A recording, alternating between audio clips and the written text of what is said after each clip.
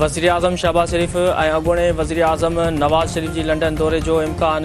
ज़रियनि जो चवणु आहे त लीगी क़यादत 11 अप्रैल ते लंडन पहुचंदी। वज़ीर आज़म शहबाज़ शरीफ़ बेलारूस जे दौरे खां पोइ लंडन वेंदो। वज़ीर आज़म शहबाज़ शरीफ़ 3 ॾींहनि ऐं नवाज़ शरीफ़ 2 हफ़्ता लंडन में तरसंदो।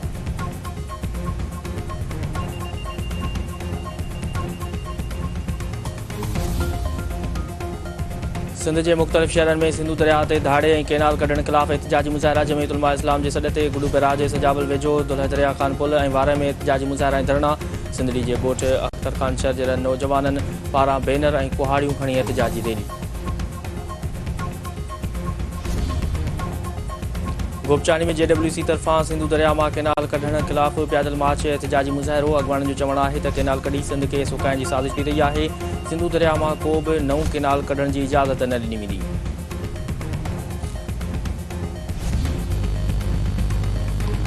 खोड़ा भरिसां ॻोठ मोहम्मद हसन ख्वाजा वासी नौजवान औरताणे आवाज़ ते खिंची मुबैना तौर अगवा। धाड़ेलनि पारां फ़ोन ते मुगवी मंसूर अली ख्वाजा जे वारसनि खां 50 लख रुपया भुंग तलब।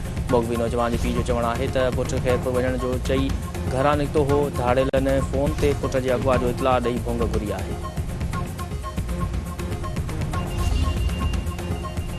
ईरान जे सदर मसूद पज़ेश्कियान चयो आहे त अमरीका ॻाल्हियूं ई चाहे थो त धमकियूं छो। ईरान बराबरि जी बुनियाद ते अमरीका सां ॻाल्हियूं चाहे थो। हिकु तरफ़ धमकियूं त ॿिए पासे ॻाल्हियुनि जी आंच कई पई वञे। अमरीका अॼु रुॻो ईरान न पर दुनिया जे तज़लील करे रहियो आहे।